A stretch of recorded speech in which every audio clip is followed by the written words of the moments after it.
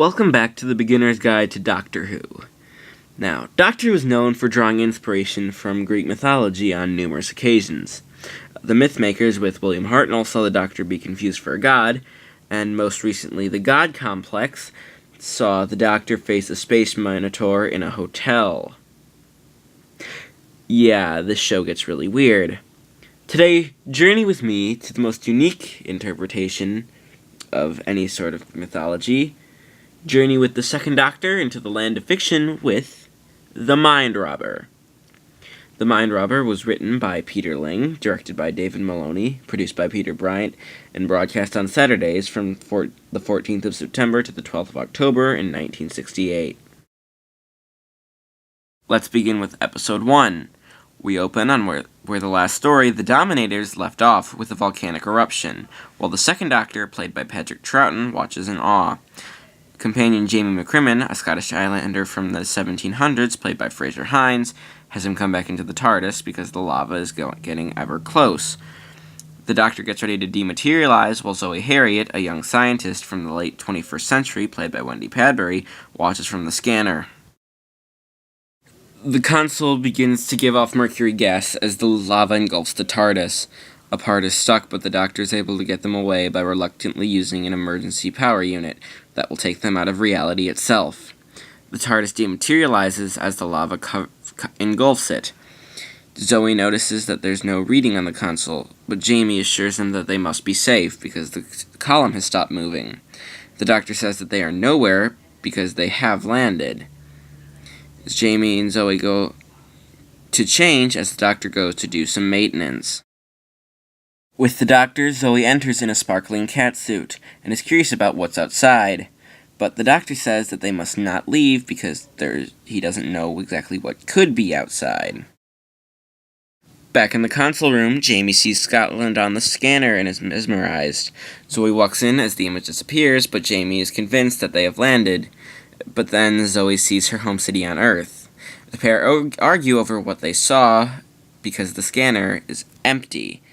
Zoe is ready to go, but the Doctor stops her and goes to talk to the Doctor. Zoe opens the doors and steps out. Jamie informs the Doctor of what he saw in the scanner. The Doctor realizes that the doors are open and stops Jamie from going out as a warning light blinks from the TARDIS. Jamie rushes out as the Doctor feels a presence trying to make him go outside, and he tries to fight it. Outside, Zoe is calling for Jamie and the Doctor. She and Jamie meet up and try to get back to the TARDIS, but they don't know where they are and become extremely lost. They decide to shout for the Doctor, but receive no reply. The Doctor, still fighting, hears them, but he just thinks it's an illusion set to trick him into going outside.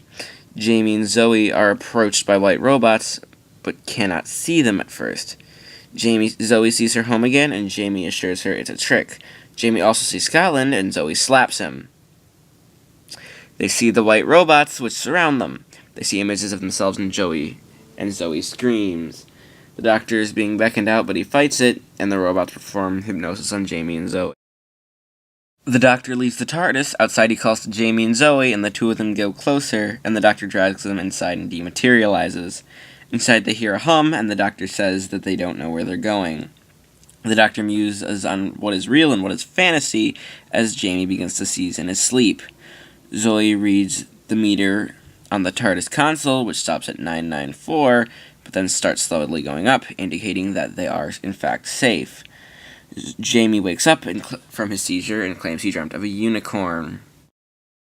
The three begin to get extreme headaches, and in one of the greatest cliffhangers in Doctor Who's history, the TARDIS breaks apart as the console swirls into the darkness.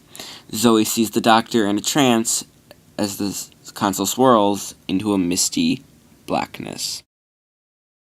Moving on to Episode 2.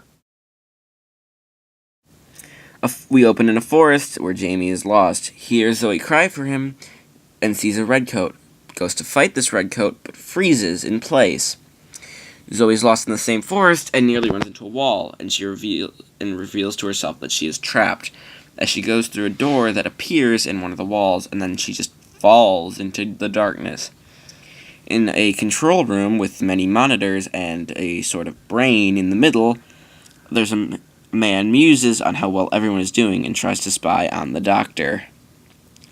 The doctor wakes up in the forest and he hears Jamie and Zoe calling for him. He doesn't know where to look and becomes confused. He decides to go for Jamie first. The lights turn on as wooden toy soldiers march past and the doctor has to hide. The doctor then runs into a traveler who left England in 1699. He says he cannot tell the doctor where they are because the master forbids it, and then he leaves. He is then approached by children who ask him riddles. He's tricked into being pinched, but then is asked, "What can you do with a sword?" He answers, "Words," by rearranging the letters. He is given a dictionary which falls out of the sky. He comes upon Jamie, a lock safe, and a wishing well. He hears laughter from the inside of the well, but then a strike through M and T appear. He comes up with, looking at each item in sequence, Jamie is safe and well. This makes Jamie lose his face, which the doctor has to reassemble from a wall with different parts of a face on it, including parts of different people's face. He accidentally gets it wrong. Ladies and gentlemen, now the part of Jamie McCrimmon will be played by Hamish Wilson. This was done due to Fraser Hines getting chickenpox at the last minute. Jamie reacts to his new face as the doctor freaks out, after being informed of the TARDIS breaking up. The doctor and Jamie go on to find a wall with a door painted on. They hear Zoe from behind because she has been trapped. The doctor then comes up with, when is a door not a door, when it's ajar. It turns into a jar, and they rescue Zoe and head off. In the forest, Jamie decides to climb one of the trees, which reveals them to be on a page of a book of Proverbs. They head for an exit and meet the traveler from before. The traveler reveals that the tests are to confirm again that the master rules this land, as the toy soldiers come back. The doctor, Jamie, and Zoe hide, but to the audience's surprise, the traveler cannot see these soldiers. In the control room, the master has the giant toy soldiers lead them away into blackness. A unicorn appears and rampages towards them. Moving on to episode 3. The doctor assures Jamie and Zoe that the unicorn doesn't exist, and it turns into a cardboard statue. They muse on how a fantastic mind must have made all this up, while in the control room, the master returns the compliment to the doctor, and how that they were right to choose him. He calls off the soldiers and sets a trap. The three are going through a forested area until they notice a house with a red coat in front, like before when Jamie lost his face. Jamie rushes at him and loses his face again. Zoe scolds the doctor for getting Jamie's face wrong before, and helps him put it back together to the correct face, considering Fraser Hines had recovered from chickenpox. They go inside the house, and the door shuts automatically behind them. There are 4 tunnels leading off with a ball of twine on the floor. The doctor realizes it's a maze and has Jamie tie the thread to the door. They wander down the tunnel and stop at a turn. Zoe explains that these turns are 1 left, 2 right, 3 left, 4 right, and so on, when the doctor doesn't understand how random the pattern is. Jamie then brings up the issue of the end of the twine, so he votes that he'll stay behind and let Zoe and the doctor move on. Zoe and the doctor arrive in the middle of the maze, where they find a pile of bones and hear a roar. Zoe brings up the Minotaur myth and how it was in a labyrinth when they notice a shadow of the Minotaur. Back with Jamie, he hides as the toy soldiers come by. But it's one toy soldier, and Jamie notices that the only way the master has to be seeing them is through the light on the forehead. So Jamie covers the light in its hat, and he escapes. The doctor and Zoe remember how the Minotaur doesn't exist, and they go back to find Jamie. They come to the place where they left him, but only find his jacket on the ground. They meet the traveler again, who seems to be stalking them this time, who tells them of the master's citadel. The doctor asks him on a hunch if he came from Nottingham, and he reveals and this reveals the traveler to be Lemuel Gulliver from Gulliver's Travels by Jonathan Swift. The doctor asks to interview him, but he has to leave. So Zoe and the doctor realize that this is a world of fiction, and all fiction can be alive here. So let's say you like Batman. You just have to imagine Batman and he'd be real. So they go to find Jamie. Speaking of Jamie, he's been chased outside, and he goes up a cliff's face, but is stopped at a ledge because the cliff becomes too steep to climb. But a rope comes down for him to climb right up. He climbs up to a tower where he meets a blonde girl with the rope for hair. She asks if he's a prince and is revealed to be Rapunzel from the fairy tale. He's told to go, but he convinces her to let him climb in through the windowsill. When he gets in, he's in a different tower / something that looks kind of like a lab. He activates a monitor screen which flashes the first page of Treasure Island by Robert Louis Stevenson, and notices an audiobook. There's a wall with titles of different books above buttons, and he notices a ticker tape which he goes to read. It reads out what's currently happening to the Doctor and Zoe. Meanwhile, in the labyrinth, the Doctor and Zoe find a statue of a woman which starts to come to life. It is a Medusa statue from Greek mythology, particularly the Perseus myth. They try to avoid the stare as Medusa comes towards them and is ready to turn them to stone. This leads us into episode number 4. The Doctor picks up a sword to kill Medusa, but puts it down because Medusa doesn't really exist. And if he picks up the sword to kill her, then he won't exist. It's kind of complicated. So he convinces Zoe that Medusa is just a statue. With Jamie, he runs into Gulliver as the white robots from episode 1 come to find him, and he hides. But they walk past, so he's able to get out. At a cliff face outside the labyrinth, the Doctor and Zoe run into the Carcass from a comic strip in the late 21st century that Zoe knows of. The Doctor can't deny that he exists because he doesn't know of the comic strip.